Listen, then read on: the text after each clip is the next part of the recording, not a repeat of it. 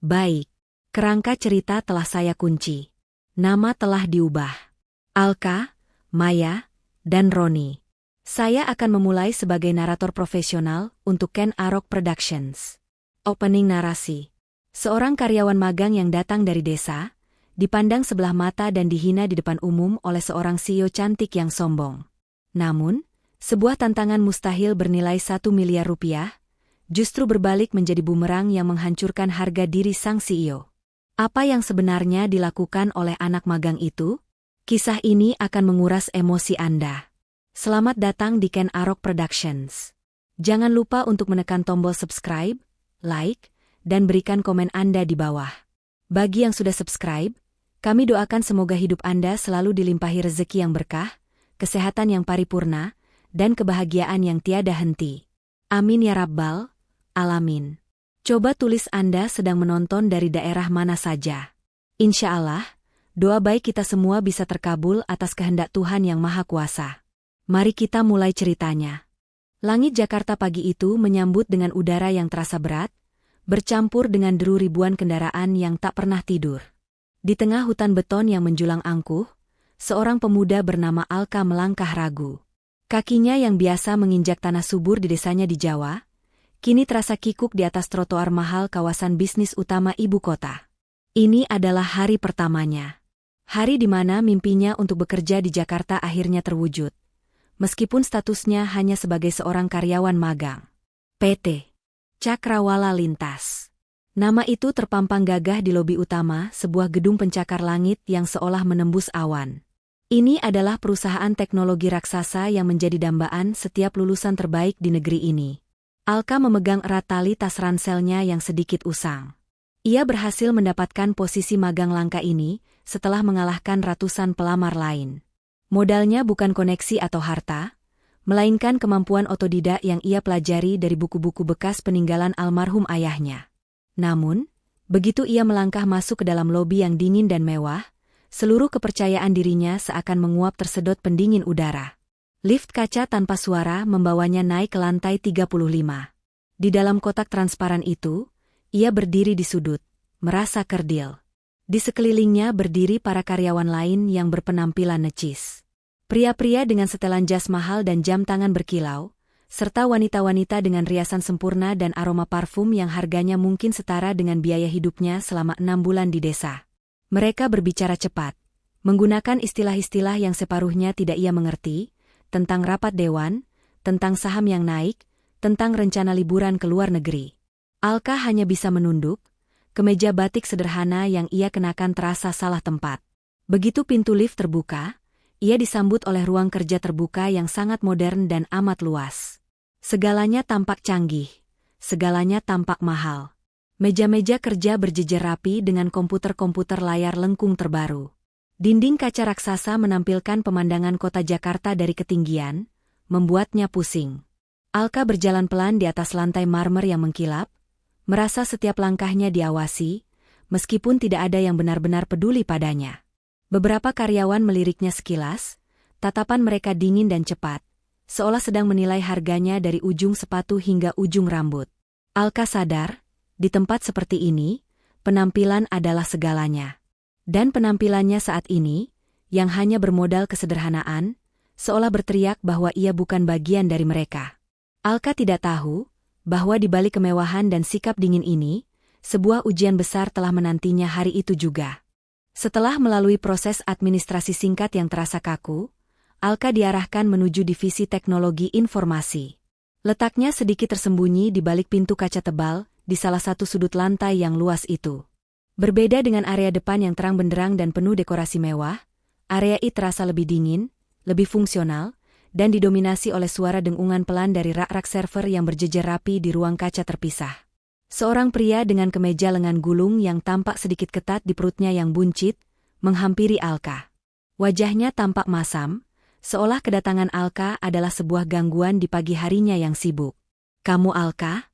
Karyawan magang?" tanyanya. Nada suaranya datar, tanpa keramahan sedikit pun. "Inilah Roni, sang manajer IT." Mata Roni bergerak liar, memindai Alka dari ujung rambut hingga ujung sepatu. Tatapannya berhenti sepersekian detik lebih lama pada sepatu Alka yang tampak kusam karena perjalanan jauh, lalu beralih ke kemeja batik sederhana yang ia kenakan. Senyum sinis yang sangat tipis tersungging di bibirnya. Saya kira bagian personalia punya standar yang lebih tinggi, gumam Roni pelan, namun sengaja dikeraskan agar Alka mendengarnya. Roni kemudian berbalik, memberi isyarat agar Alka mengikutinya. Ia menunjuk sebuah meja kecil di sudut paling belakang, berdempetan dengan dinding ruang server yang sedikit bising. Meja itu tampak paling tua di antara yang lain. Itu tempatmu, ujar Roni ketus. Tugasmu untuk minggu ini, baca semua buku panduan operasional itu. Ia menunjuk tumpukan buku tebal yang menggunung di atas meja. Jangan menyentuh sistem apapun tanpa izin saya. Dan jangan banyak bertanya. Kami di sini bekerja, bukan mengasuh anak. Alka hanya bisa mengangguk pelan. Baik, Pak Roni. Saat ia berjalan menuju mejanya, Alka bisa merasakan puluhan mata menatap punggungnya. Karyawan senior lainnya, yang duduk di kubikel-kubikel yang lebih nyaman, saling berbisik. Beberapa dari mereka tertawa kecil sambil menutupi mulut, lalu buru-buru kembali menatap monitor mereka saat Roni balas memelototi mereka. Alka langsung mengerti. Di divisi ini, Roni adalah rajanya.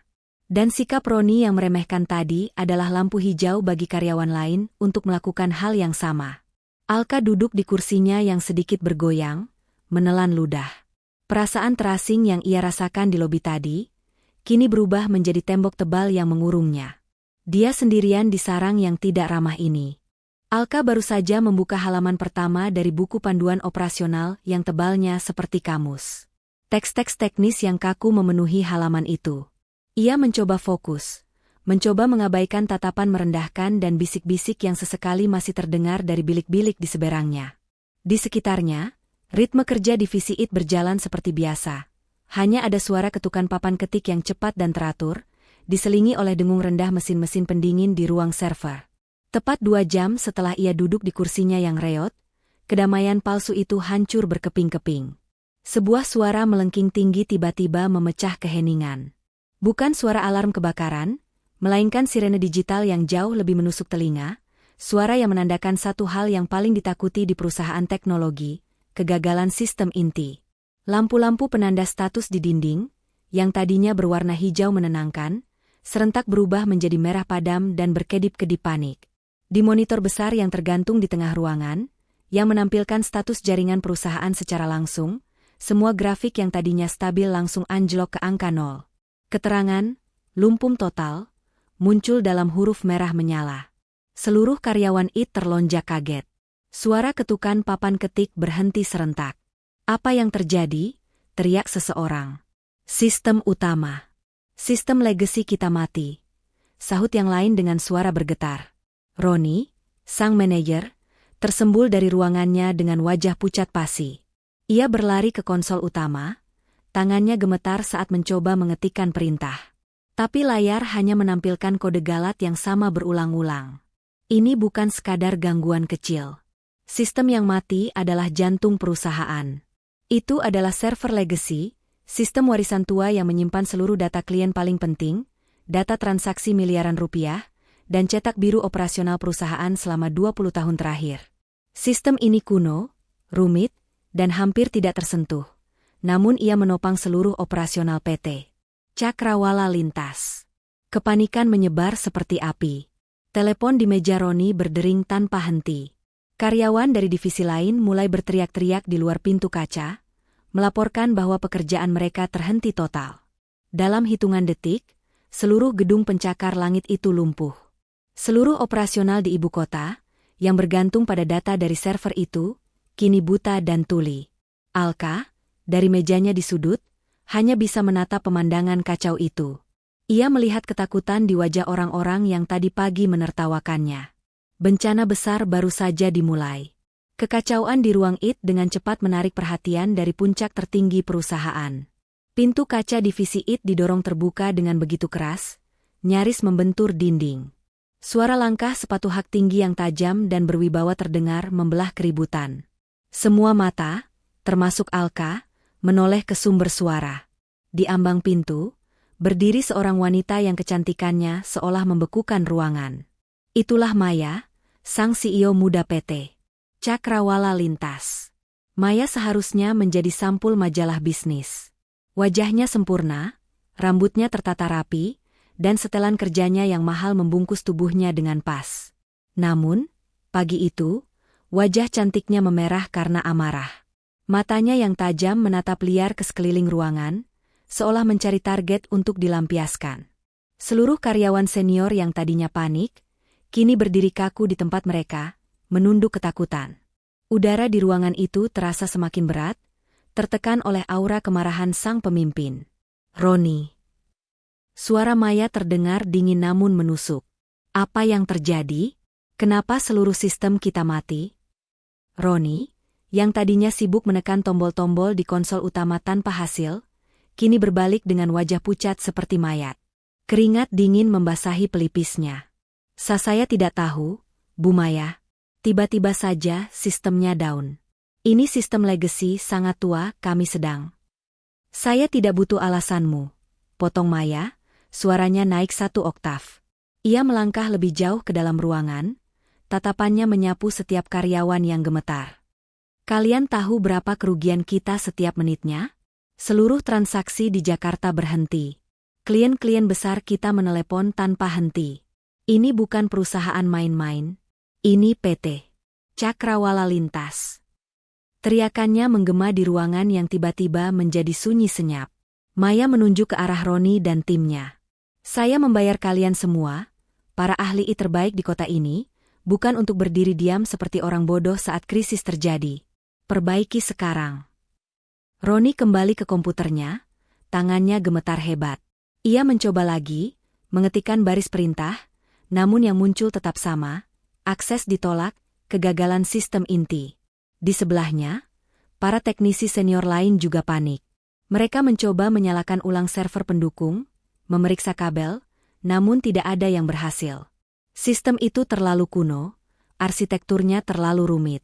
Mereka semua adalah ahli di teknologi baru, tapi buta total menghadapi teknologi warisan yang menopang perusahaan itu. Di tengah kepanikan itu, Maya berdiri di tengah ruangan, menyilangkan tangan di dada, mengawasi kegagalan timnya dengan tatapan membunuh. Setiap detik yang berlalu adalah miliaran rupiah yang menguap sia-sia. Di sudut ruangan, Alka duduk terabaikan. Di tengah kepanikan para senior dan amarah sang CEO, keberadaannya yang kecil seolah tak terlihat. Roni dan timnya berlarian dari satu terminal ke terminal lain, mencoba berbagai prosedur standar pemulihan bencana. Mereka menyalakan ulang sistem secara paksa, memeriksa catu daya, bahkan berdebat tentang kemungkinan adanya serangan dari luar. Tapi semua usaha mereka sia-sia, seperti menimba air dengan keranjang bocor. Mereka hanya membuat sistem semakin terkunci. Alka tidak ikut panik. Dari mejanya, ia bisa melihat monitor diagnostik utama dengan jelas. Sementara yang lain sibuk mencoba solusi-solusi rumit, Alka hanya diam mengamati. Matanya terpaku pada serangkaian kode galat yang berkedip-kedip di layar hitam itu. Itu bukan pesan galat yang biasa ia lihat di sistem modern. Itu adalah barisan kode kuno, samar, dan hampir terlupakan. Tiba-tiba, matanya terpaku pada satu baris kode spesifik yang terus muncul di antara rentetan kegagalan. Sebuah kode yang merujuk pada kesalahan alokasi memori di segmen inti sistem. Seketika, ingatan masa kecilnya berkelebat. Ia teringat almarhum ayahnya, seorang programmer tua yang keras kepala, yang memaksanya mempelajari arsitektur sistem-sistem kuno di buku-buku tebal yang sudah menguning. Mereka akan melupakan ini, Alka, kata ayahnya suatu sore, tapi sistem yang paling kuat seringkali berdiri di atas fondasi yang paling tua. Suatu hari, pengetahuan ini akan berguna. Alka menyadarinya. Ini bukan kegagalan perangkat keras. Ini juga bukan serangan. Ini adalah kesalahan logika sederhana, sebuah buffer yang meluap, yang dipicu oleh pembaruan kecil di sistem baru yang terhubung ke sistem lama. Kesalahan sepele yang tidak akan pernah ditemukan oleh para ahli teknologi baru, karena mereka tidak lagi berbicara, bahasa, mesin tua itu. Alka tahu persis di mana letak kerusakannya, dan ia tahu cara memperbaikinya. Ia ragu sejenak. Ia melihat wajah Maya yang merah padam karena marah, dan wajah Roni yang pucat karena takut kehilangan jabatan. Apa jadinya jika ia, seorang anak magang yang baru masuk beberapa jam, mencoba ikut campur? Dia pasti akan dihardik, mungkin langsung diusir. Dia hanyalah debu di ruangan mewah ini. Namun, ia juga tahu bahwa membiarkan mereka terus mencoba hanya akan memperburuk kerusakan. Dengan jantung berdebar kencang, Alka menarik napas dalam-dalam. Ia bangkit dari kursinya yang reot. Suara derit kursinya yang pelan cukup untuk membuat beberapa orang menoleh. Di tengah kekacauan itu, suaranya terdengar pelan, namun cukup jelas. Permisi. Semua gerakan terhenti. Roni, yang sedang membentak bawahannya, menoleh tajam. Maya, yang sedang mondar-mandir seperti singa betina, berhenti melangkah. Mereka menatap ke sumber suara. Ke arah anak magang di sudut ruangan yang seharusnya hanya membaca buku panduan. Alka menelan ludah, berusaha menjaga suaranya agar tidak bergetar. Permisi, Bu Maya, Pak Roni. Katanya lagi, sedikit lebih keras. Maaf memotong. Saya rasa, saya tahu di mana letak masalahnya. Keheningan yang tercipta setelah ucapan Alka hanya berlangsung sedetik. Detik berikutnya, keheningan itu pecah oleh suara tawa. Bukan tawa geli, melainkan tawa yang dipaksakan, penuh cemoohan, dan nadanya sangat merendahkan. Sumber tawa itu adalah Roni, sang manajer. Mata Roni membelalak, wajahnya yang pucat pasi kini berubah merah padam karena merasa terhina.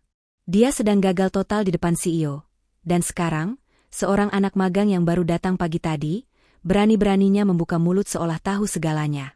Ini adalah penghinaan di atas penghinaan. Apa katamu barusan?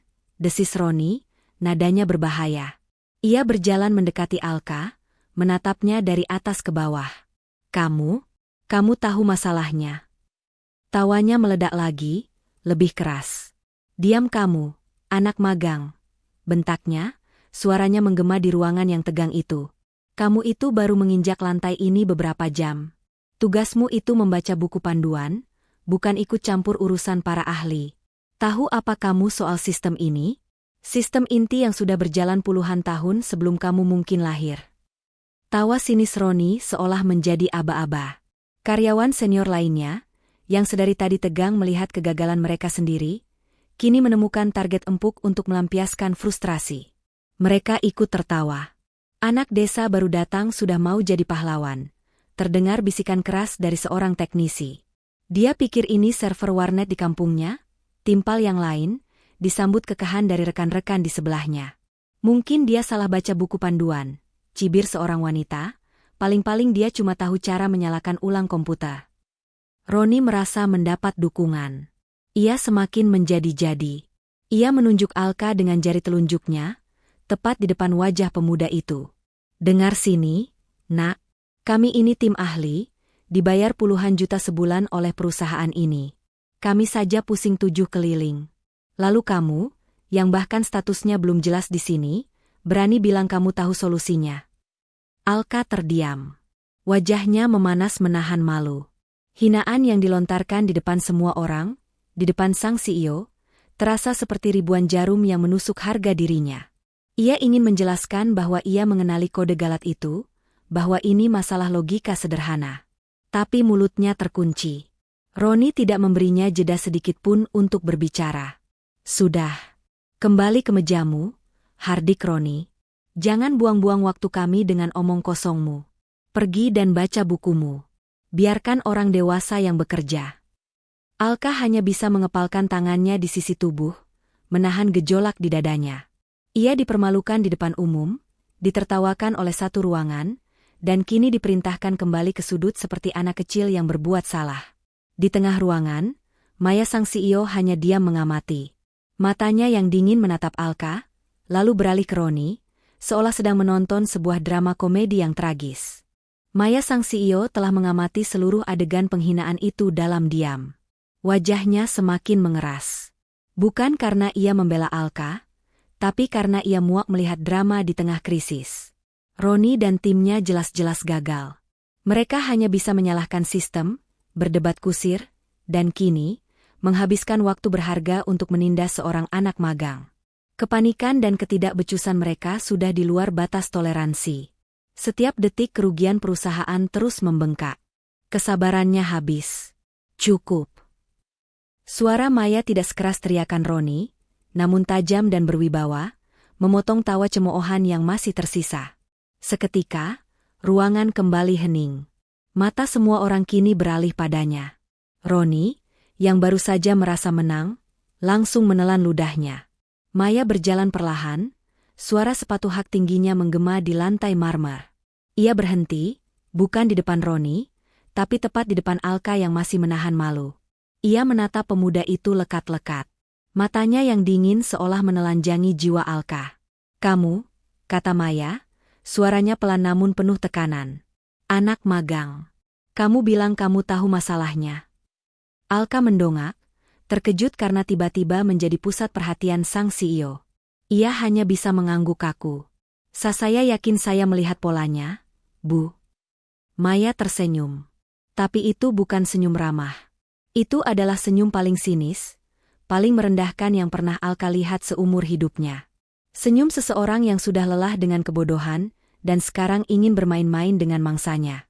"Baik," ujar Maya, suaranya tiba-tiba menjadi ringan, seolah sedang menawarkan permainan.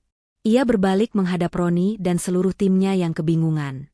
"Kalian semua, para ahli yang saya bayar mahal, tidak ada yang bisa memberikan solusi. Kalian hanya bisa saling menyalahkan." Ia kembali menatap Alka. "Daripada kita semua berdiri di sini seperti orang idiot menunggu keajaiban, kita buat ini sedikit menarik." Napas Maya terhela pelan, seolah ia baru saja mendapatkan ide yang sangat cemerlang untuk menghibur dirinya sendiri di tengah bencana. Ia menunjuk ke arah konsol utama, komputer induk yang menjadi biang keladi masalah. "Begini saja," katanya, suaranya kini terdengar oleh setiap orang di ruangan itu. "Saya sedang frustrasi berat. Dan saya butuh solusi, bukan omong kosong." Ia menatap lurus ke mata Alka. "Jika kau, seorang anak magang, bisa menggunakan komputer itu dan perbaiki server sialan ini, katakanlah, dalam 1 jam ke depan, aku akan memberimu 1 miliar rupiah. Tunai." Waktu seolah berhenti. 1 miliar rupiah. Tawaran itu begitu absurd, begitu di luar nalar, sehingga tidak ada yang bisa bereaksi. Itu bukan tawaran serius. Itu adalah puncak dari penghinaan. Itu adalah cara Maya untuk berkata, "Kamu pikir kamu siapa? Buktikan omong kosongmu, atau enyahlah selamanya." Itu adalah tantangan arogan yang dirancang agar Alka gagal total, dan menjadi bahan tertawaan terbesar dalam sejarah perusahaan itu. 1 miliar rupiah. Angka itu menggantung di udara yang beku, lebih dingin dari hembusan pendingin ruangan. Ruangan IT yang tadinya riuh oleh kepanikan, kini senyap total. Para karyawan senior yang tadi menertawakan Alka, kini terdiam. Mulut mereka sedikit ternganga, menatap bergantian antara sang CEO yang arogan dan anak magang yang menjadi bulan-bulanan. Ini sudah di luar nalar. Ini bukan lagi sekadar masalah teknis. Ini adalah pertaruhan harga diri yang brutal dan tidak seimbang.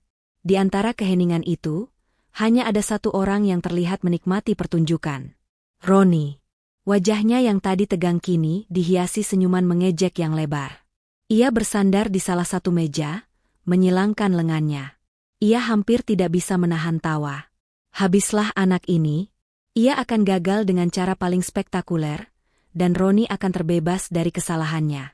Kegagalan Alka akan menjadi pengalih perhatian yang sempurna dari ketidakmampuannya sendiri. Maya masih berdiri di posisinya, dagunya sedikit terangkat, menatap Alka dengan tatapan predator yang telah mengunci mangsanya. Ia menunggu. Menunggu Alka untuk hancur, untuk memohon maaf, untuk menangis, atau untuk lari keluar ruangan. Alka berdiri terpaku.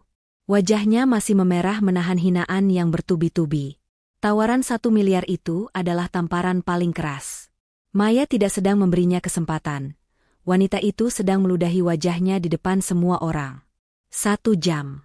Untuk memperbaiki sistem yang Roni dan puluhan ahli lainnya bahkan tidak bisa sentuh. Seluruh tubuhnya gemetar. Bukan karena takut, tapi karena campuran amarah dan rasa malu yang mendidih. Ia teringat wajah Roni yang menghinanya. Ia teringat tawa para karyawan lain. Dan kini, Ia menatap mata Maya yang dingin dan penuh cemoohan. Sesuatu di dalam dirinya patah. Rasa takutnya hilang, digantikan oleh tekad baja yang dingin. Ia sudah tidak peduli lagi dengan pekerjaan ini. Ia tidak peduli dengan perusahaan mewah ini. Ia tidak peduli dengan uang 1 miliar yang ia tahu hanyalah bualan untuk mempermalukannya. Yang tersisa hanyalah harga dirinya sebagai seorang manusia, dan harga dirinya sebagai putra dari seorang programmer tua yang mengajarinya segalanya. Alka menarik napas panjang, membiarkan udara dingin itu memenuhi paru-parunya, menenangkan jantungnya yang berdebar kencang. Ia mengangkat kepalanya. Ia tidak lagi menatap lantai. Matanya balas menatap lurus ke mata Maya. Tatapan mereka bertemu. Tatapan si angku bertemu dengan tatapan si terluka. Di tengah keheningan yang memekakan telinga itu, Alka akhirnya bersuara. Suaranya tidak keras, tidak juga bergetar. Suaranya tenang dan datar. "Baik, Bu." Roni menghentikan senyumnya sejenak. Kaget. Alka melanjutkan. "Saya terima tantangannya." Tanpa menunggu perintah lebih lanjut, Alka melangkah maju. Ia berjalan melewati Maya, yang wajah cantiknya kini mengeras dengan ekspresi sinis yang menunggu. Ia berjalan melewati Roni, yang ekspresinya kini campur aduk antara cemoohan dan rasa penasaran yang dipaksakan. Ia melangkah melintasi ruangan yang hening itu, menuju kursi komando di depan konsol utama, kursi yang beberapa menit lalu diduduki Roni dengan panik dan putus asa. Para karyawan senior, yang tadinya berbisik-bisik, kini terdiam. Mereka secara tidak sadar melangkah maju, membentuk setengah lingkaran di belakang Alka. Mereka menjaga jarak beberapa langkah, seolah sedang menonton sebuah pertunjukan langka. Bukan untuk membantu, tapi untuk menjadi saksi mata dari kegagalan yang sudah mereka pastikan akan terjadi. Ini adalah pertaruhan paling konyol yang pernah mereka lihat. Alka duduk di kursi empuk itu. Untuk sesaat, ia hanya diam menatap layar hitam yang berkedip-kedip, menampilkan rentetan kode galat yang tak ada habisnya. Ia bisa merasakan tatapan puluhan mata menusuk punggungnya. Ia bisa mendengar heningnya ruangan, begitu heningnya sampai ia bisa mendengar dengung samar dari unit pendingin di atas kepalanya. Tangan kanannya terangkat ke arah papan ketik. Di bawah cahaya monitor, ia melihat jemarinya bergetar. Sangat sedikit, tapi bergetar. Hinaan yang ia terima, tatapan merendahkan, dan taruhan 1 miliar yang mustahil itu, semuanya menekan bahunya. Lalu, Alka menarik napas dalam-dalam. Ia memejamkan matanya selama 2 detik. Dalam kegelapan singkat itu, wajah Maya yang angkuh dan wajah Roni yang mengejek lenyap. Yang muncul adalah gambaran halaman-halaman buku tua milik ayahnya. Ia teringat suara sabar ayahnya yang menjelaskan logika di balik sistem-sistem kuno itu. "Jangan panik karena gejalanya, Alka. Selalu cari akarnya." Ia membuka matanya. Getaran di tangannya lenyap. Jari jemarinya kini mendarat di papan ketik dengan mantap. Mula-mula, ia hanya mengetik 1 baris perintah diagnosa. Sangat pelan, lalu menekan tombol Enter. Respon di layar menegaskan dugaannya. Kemudian, seolah sebuah bendungan telah jebol, jari-jari itu mulai bergerak. Tiba-tiba, satu-satunya suara di ruangan itu adalah rentetan ketukan yang cepat, ritmis, dan sangat percaya diri. "Ta-ta-ta-ta-ta-ta." Suara itu memenuhi keheningan, seolah menggantikan detak jantung semua orang yang hadir. Jari-jari Alka melesat di atas tombol, secepat kilat. Ia tidak lagi tampak seperti anak magang lugu dari desa. Ia tampak seperti seorang ahli bedah yang sedang melakukan operasi rumit. Barisan kode galat yang merah kini tergantikan oleh barisan perintah baru yang panjang, rumit, dan diketik tanpa jeda. Ia tidak berhenti untuk berpikir. Ia tidak menekan tombol hapus. Ia hanya mengetik dan mengetik, seolah seluruh solusi itu sudah mengalir dari otaknya, turun ke ujung jarinya, dan langsung masuk ke jantung sistem yang sedang sekarat itu. Awalnya, senyum sinis Roni masih tertahan di bibirnya. Ia melipat tangan di dada, menonton dengan sikap seorang ahli yang sedang menunggu seorang amatir membuat kesalahan konyol. Ia yakin, dalam 1 atau 2 menit, anak magang itu akan menyerah, atau lebih buruk lagi, mengetik perintah yang salah dan membuat sistem terkunci permanen. Karyawan senior lainnya pun masih dalam mode penonton. Beberapa dari mereka melirik jam dinding, mulai menghitung mundur 1 jam yang mustahil itu. Namun, Menit pertama berlalu. Lalu menit kedua. Suara ketukan papan ketik Alka tidak melambat, malah semakin cepat dan intens. Baris-baris kode baru terus bermunculan di layar monitor utama, menggulir ke atas dengan kecepatan yang membingungkan. Senyum Roni perlahan memudar. Ia menyipitkan matanya, mencoba membaca apa yang sedang diketik Alka dari balik bahu pemuda itu. Yang ia lihat membuatnya mengerutkan kening. Itu bukan bahasa pemrograman modern yang mereka gunakan sehari-hari. Bukan Python, bukan Java, bukan C. Itu adalah sesuatu yang lain. Sesuatu yang aneh. Roni maju selangkah, rasa penasarannya mengalahkan egonya. Ia membaca barisan kode itu lagi, lebih teliti. Tiba-tiba, napasnya tercekat di tenggorokan. Matanya membelalak. Ia mengenali sintaks itu. Ya Tuhan. Itu adalah bahasa rakitan kuno yang dikombinasikan dengan dialek cobol yang sudah punah. Sebuah bahasa pemrograman yang ia sendiri hanya pernah baca di buku-buku sejarah komputasi saat kuliah, puluhan tahun lalu. Bahasa yang tidak pernah ia repot-repot pelajari, karena dianggap sudah mati dan tidak relevan. Bahasa, mesin, murni. Bahasa yang berbicara langsung ke inti perangkat keras server tua itu. Tidak mungkin, desis Roni, begitu pelan hingga hanya dirinya sendiri yang mendengar. Seluruh darah di wajahnya seolah surut. Ini bukan main-main. Anak ini tidak sedang menebak-nebak. Anak ini sedang berbicara dengan sistem. Perubahan ekspresi Roni yang drastis, dari cemoohan menjadi syok murni, tidak luput dari perhatian karyawan lain. Bisikan-bisikan sinis berhenti total. Tawa yang tadi menggema kini lenyap tak berbekas. Satu persatu, mereka mulai maju perlahan, ikut mencondongkan tubuh, mencoba memahami apa yang terjadi di layar. Mereka tidak mengerti kodenya, tapi mereka bisa melihat sesuatu yang luar biasa sedang terjadi. Mereka bisa melihat kecepatan dan ketepatan jari-jari Alka. Tidak ada keraguan, tidak ada jeda. Maya, sang CEO, juga merasakan perubahan atmosfer. Arogansinya sedikit goyah. Ia melihat wajah pucat manajer IT-nya, lalu beralih ke anak magang yang kini tampak tenggelam sepenuhnya dalam dunianya sendiri. Alka seolah tidak lagi berada di ruangan itu. Ia tidak peduli lagi pada tatapan orang, pada taruhan 1 miliar, atau pada hinaan yang ia terima. Yang ada hanya dirinya dan mesin tua itu. Ruangan itu kini sunyi senyap, hanya diisi oleh suara ketukan jari Alka yang stabil, yang kini terdengar seperti detak jantung dari mesin yang sedang dihidupkan kembali. Jari-jari Alka menari di atas papan ketik, seolah memiliki kemauannya sendiri. Setiap ketukan adalah sebuah perintah presisi yang menembus lapisan-lapisan digital yang telah membingungkan para ahli di ruangan itu. Alka tidak lagi melihat wajah-wajah yang mengelilinginya. Ia tidak lagi mendengar keheningan yang tegang. Ia kini berada di tempat lain, di masa lain. Ia berada di ruang kerja ayahnya yang sempit dan berdebu di desa, ribuan kilometer jauhnya dari kemewahan Jakarta. Almarhum ayahnya bukanlah seorang programmer biasa.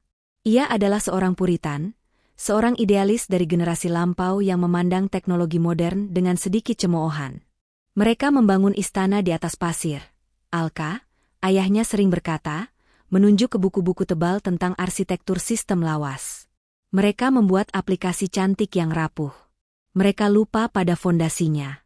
Mereka lupa pada bahasa ibu, bahasa mesin. Obsesi ayahnya adalah sistem legacy. Sistem-sistem tua yang dibangun pada era 70-an dan 80-an, namun begitu kokohnya hingga masih menopang infrastruktur perbankan, militer, dan data-data inti perusahaan raksasa, persis seperti server yang kini ada di hadapan Alka. Sementara anak-anak lain bermain bola, Alka didudukan di depan monitor hijau hitam, diajari cara melacak memori secara manual, cara berbicara langsung pada perangkat keras tanpa perantara sistem operasi yang manja. Itu adalah warisan yang aneh. Warisan yang sering membuatnya diejek teman-temannya di sekolah kejuruan modern. Pengetahuan itu dianggap tidak berguna, kuno, dan memalukan. Namun, ayahnya bersikeras. Suatu hari, kata ayahnya seminggu sebelum meninggal, semua programmer baru yang angkuh itu akan menemui jalan buntu. Dan mereka akan membutuhkan seseorang yang masih ingat cara membaca peta lama. Seseorang yang mengerti fondasinya. Hari itu telah tiba. Kode galat yang muncul di layar tadi, yang membuat Roni dan timnya panik, adalah kode yang sama persis dengan yang pernah ayahnya tunjukkan padanya dari sebuah buku manual sistem IBM tua. Itu adalah kesalahan alokasi pointer sederhana yang tersembunyi di balik ribuan baris kode baru, yang ditumpuk secara serampangan di atas sistem lama. Apa yang sedang Alka lakukan bukanlah keajaiban. Ia sedang melakukan pembedahan. Ia tidak mencoba menyalakan ulang sistemnya. Ia sedang masuk ke jantungnya, ke alamat memori yang korup itu, dan menambalnya secara manual, baris demi baris, menggunakan bahasa asli yang dipahami mesin itu. Ini adalah pengetahuan yang tidak diajarkan di universitas manapun. Ini adalah pengetahuan yang diwariskan dari seorang ayah kepada putranya. Setiap ketukan jarinya adalah penghormatan untuk almarhum ayahnya, sekaligus tamparan untuk kesombongan yang baru saja ia terima.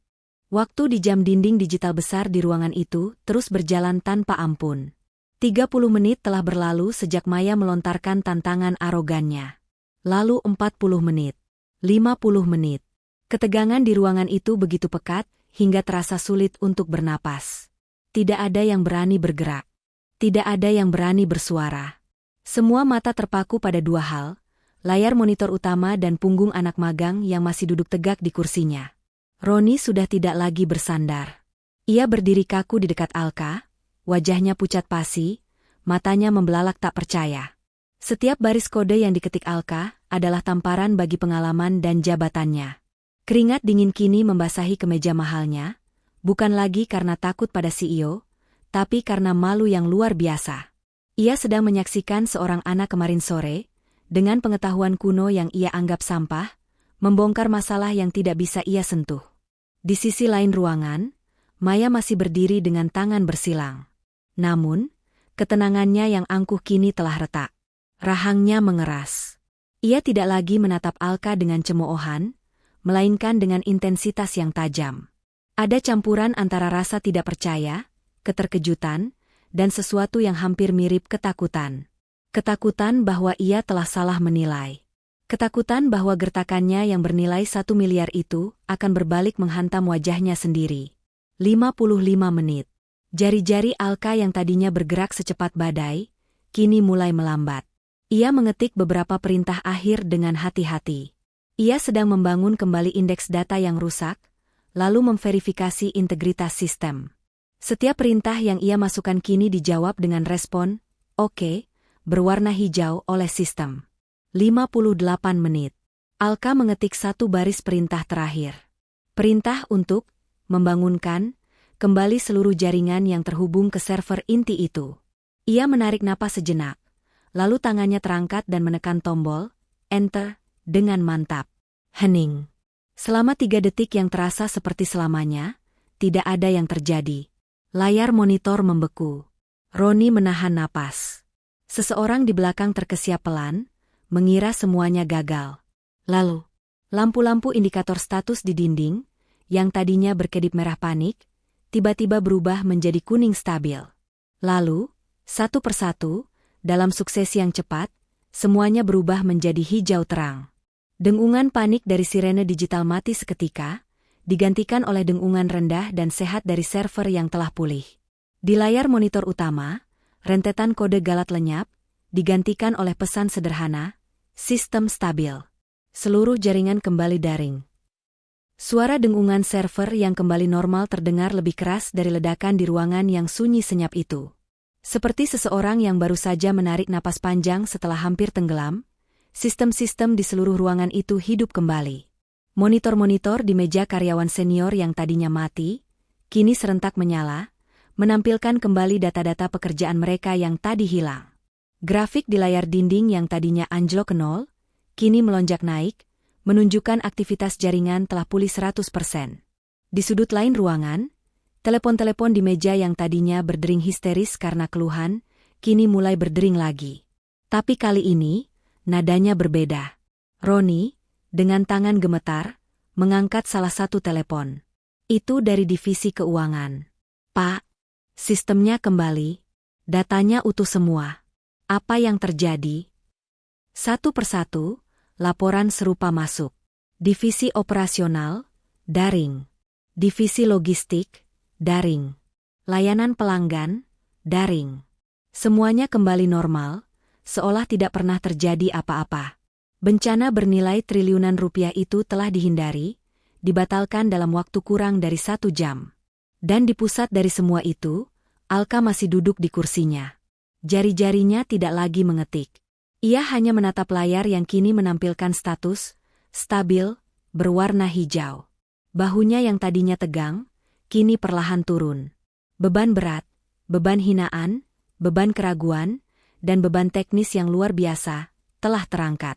Perlahan, ia mendorong kursi itu ke belakang. Suara derit kecilnya terdengar sangat jelas. Ia bangkit berdiri. Tubuhnya terasa lemas setelah adrenalin yang luar biasa itu surut. Ia menyeka keringat dingin yang membasahi pelipisnya dengan punggung tangannya yang masih sedikit gemetar, bukan lagi karena gugup, tapi karena kelelahan. Alka berbalik badan. Ia kini menghadap seluruh ruangan. Ia menghadap para karyawan senior yang menatapnya dengan mulut ternganga. Ia menghadap Roni, yang wajahnya kini pucat pasi seperti kertas, bibirnya bergerak-gerak kecil tanpa suara, seolah baru saja melihat hantu. Dan terakhir, ia menatap Maya, sang CEO. Mata mereka bertemu lagi. Kali ini, tidak ada lagi cemoohan di mata Maya. Yang ada hanya keterkejutan murni, rasa tidak percaya yang begitu dalam, dan harga diri yang jelas-jelas terluka. Di tengah keheningan yang memekakan itu, Alka memecah suasana. Suaranya masih pelan, sedikit serak, tapi kini penuh dengan ketegasan yang mutlak. Sudah selesai, Bu. Dua kata itu mendarat di ruangan seperti palu godam, menghancurkan sisa-sisa kesombongan yang masih ada. Dia telah melakukannya. Anak magang itu telah melakukannya. Ruangan itu hening. Hening yang jauh lebih berat dan lebih canggung daripada keheningan saat sistem mati. Tidak ada yang bertepuk tangan. Tidak ada yang bersorak. Yang ada hanyalah rasa malu kolektif yang pekat, begitu tebalnya hingga bisa diiris dengan pisau. Para karyawan senior, orang-orang yang beberapa saat lalu tertawa terbahak-bahak dan saling melempar cemoohan, kini tidak ada satupun yang berani mengangkat wajah. Mereka terpaku di tempat. Sebagian besar menatap lantai marmer yang mengkilap, berharap lantai itu terbelah dan menelan mereka. Wajah mereka memerah, bukan karena panas, tapi karena hina. Pandangan Alka beralih ke Roni. Pria itu, sang manajer IT yang angkuh, kini tampak seperti balon yang kempes. Ia bersandar lemas ke dinding di belakangnya, kedua tangannya terkulai lemas di sisi tubuh. Wajahnya pucat pasi, tatapannya kosong. Ia menatap Alka, tapi sepertinya tidak benar-benar melihat. Dalam 1 jam, seluruh otoritas, keahlian, dan harga dirinya yang ia bangun bertahun-tahun telah dihancurkan berkeping-keping oleh seorang anak magang yang ia hina dengan kata-kata paling kasar. Ia sudah tamat. Dan kemudian, mata Alka tertuju pada Maya. Sang CEO cantik itu masih berdiri di tempat yang sama, tak bergerak 1 senti pun. Wajahnya yang biasa dihiasi ketenangan yang arogan, kini berkedut menahan emosi yang campur aduk. Syok. Tidak percaya. Marah. Tapi yang paling dominan adalah malu. Malu yang luar biasa besar. Dia, sang pemimpin puncak, sang penguasa absolut di gedung ini, telah dipermalukan di depan seluruh anak buahnya.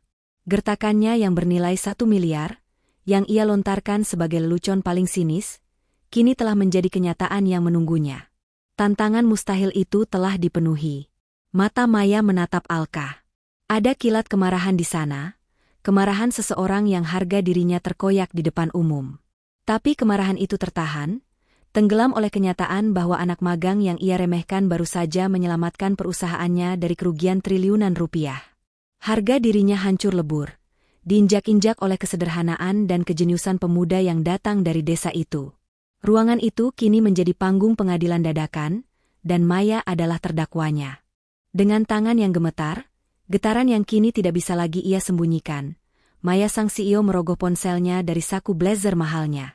Jari-jarinya yang lentik, yang biasa menekan tombol dengan penuh keyakinan, kini tampak kaku. Ia menelepon asistennya. Suaranya rendah dan serak, berusaha keras menjaga sisa-sisa wibawanya, namun getaran amarah dan rasa malu itu terdengar jelas di setiap katanya. Ia memerintahkan asisten pribadinya untuk segera menyiapkan cek perusahaan. 1 miliar rupiah. Atas nama Alka. Tidak ada yang bergerak. Roni masih membeku di tempatnya. Karyawan lain masih menundukkan kepala. Mereka semua menunggu, menahan napas, menyaksikan babak akhir dari drama yang memalukan ini.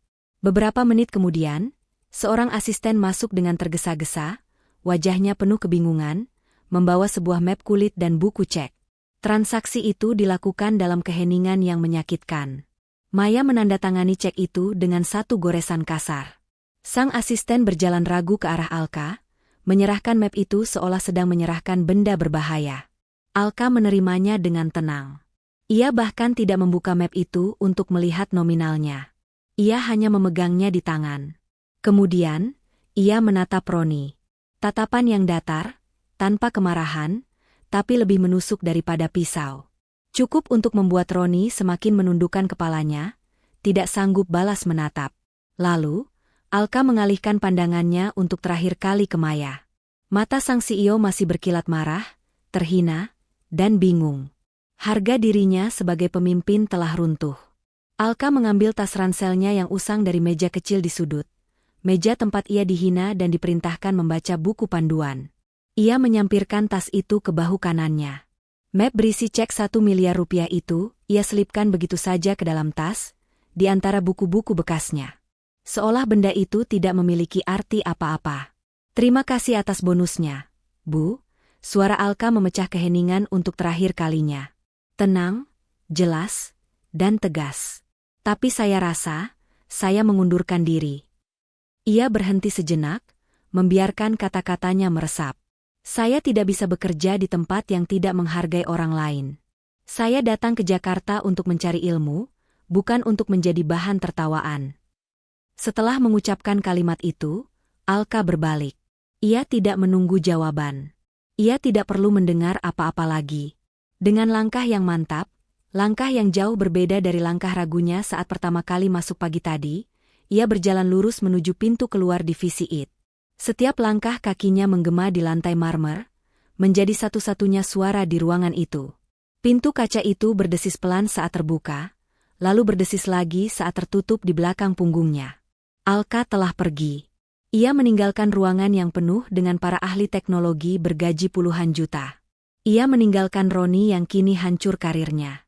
Dan ia meninggalkan Maya, sang CEO cantik yang arogan, yang kini berdiri mematung di tengah ruangan, memegang harga dirinya yang telah hancur berkeping-keping, terdiam membisu, dikalahkan oleh seorang anak magang dari desa. Kabar tentang apa yang terjadi di lantai 35 PT Cakrawala Lintas menyebar lebih cepat daripada api yang membakar ilalang kering. Cerita tentang seorang anak magang dari desa yang menerima tantangan 1 miliar rupiah dari CEO angkuh dan menang, menjadi legenda urban di koridor-koridor perusahaan. Bagi Roni, sore itu adalah sore terakhirnya di PT Cakrawala Lintas. Ketidakmampuannya yang terekspos secara brutal, ditambah sikap arogannya yang menindas bawahan, membuatnya menjadi sasaran empuk. Sebelum matahari terbenam, ia dipanggil oleh bagian personalia dan surat pemecatannya sudah disiapkan. Ia keluar dari lobi mewah itu dengan kotak kardus kecil, reputasinya hancur lebur di dunia teknologi Jakarta. Bagi Maya, akibatnya jauh lebih rumit. Ia tidak dipecat.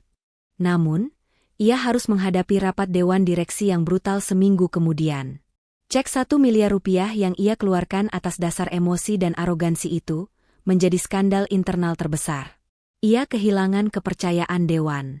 Meski jabatannya sebagai CEO dipertahankan, kekuasaannya dipreteli. Ia dipaksa mengambil cuti panjang dan mengikuti pelatihan manajemen kepemimpinan. Maya, sang ratu angkuh, telah dipaksa turun dari singgasananya.